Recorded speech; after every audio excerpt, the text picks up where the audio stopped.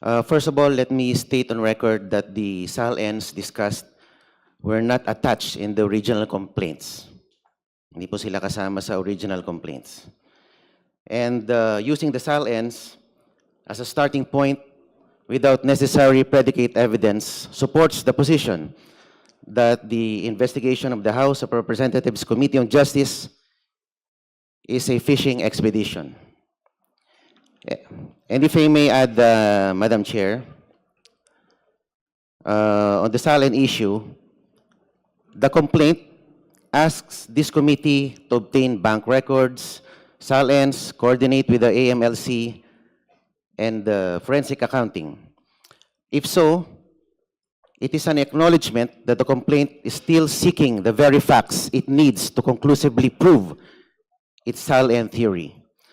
Ma'am, malaki po kasi yung pinagkaiba ng isang complaint that already alleges ultimate facts supported by evidence, and a complaint that substantially requests this committee to authorize this committee to investigate, and perhaps we will later find the proof.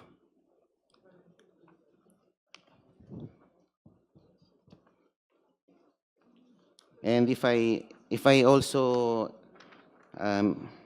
raise this observation, Madam,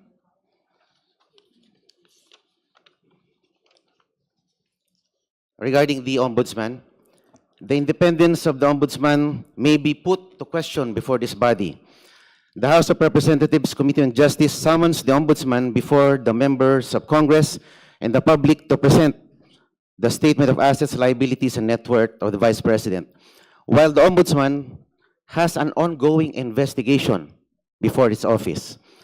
The Ombudsman is mandated to have the primary duty to conduct investigations over the misconduct of public officers. Madam Chair, point of order. There's a point of order, Honorable Marcoleta. Just would like to Honorable clarify. Bishop Abante. I would like to clarify, to ask Congressman Marcoleta. Sinabi niya kanina, hindi kasama yung SALN sa original complaint. Yes, he mentioned that. Oh, I'd like to clarify. Paano niya nasabi yun? Kasama eh. Ito, babasahin ko. Vice President Sara Duterte committed culpable violation of the Constitution and betrayed the public trust in amassing unexplained wealth and failing to disclose all her properties and interests in properties in her SALN. Nagalagay po sa complaint eh. Anong sinasabi niya na hindi kasama sa original complaint? I'd like to find out from him. Honorable Kaya ang hirap Marcoleta. noon, Chair, salita siya ng salita dito. Kinakailangan maging sure tayo na hindi nabanggit. And if I may add, for the guidance of the honorable members and in response to the manifestation of the Honorable Marcoleta, I will be reading the specific paragraph where matters concerning SALN was mentioned in the complaint.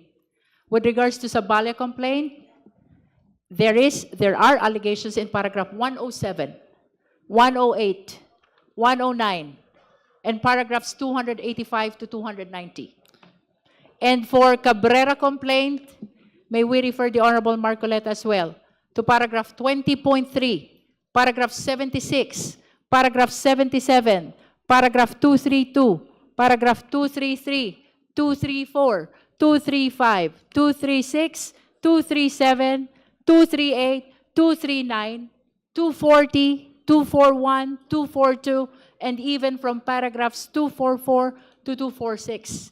For the information of the Honorable Marcoleta, Yes, the ma'am. mentioned Binanggit po ang... paragraphs contained allegations which are relevant to the SALNs of the respondent. Yes, ma'am. It was mentioned, I think, very adequately, the word SALNs, but they were never attached to the original complaints.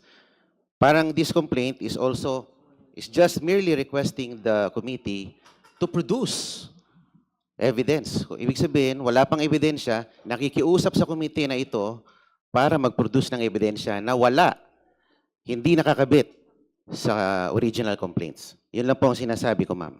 In other words, you admit that there were a lot of times that Salens were mentioned in the impeachment complaint. However, They were never they were not attached. attached in the Opo. impeachment Wala pa complaint. pong ebidensyang nakalakip doon po sa complaint. At ngayon pa lang po natin binubuksan dahil ito po ay kumbaga request ng complainant.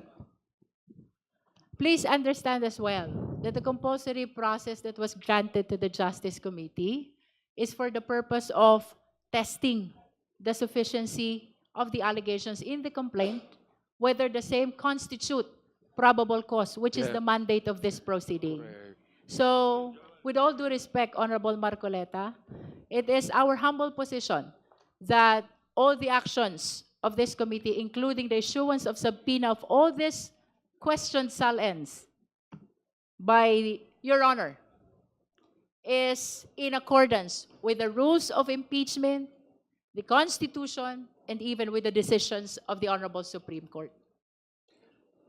Ma'am, the court will be the better judge of that. And that is why you should elevate that before the Honorable Court. Maybe not me, but some other parties. Thank you, Madam Chair.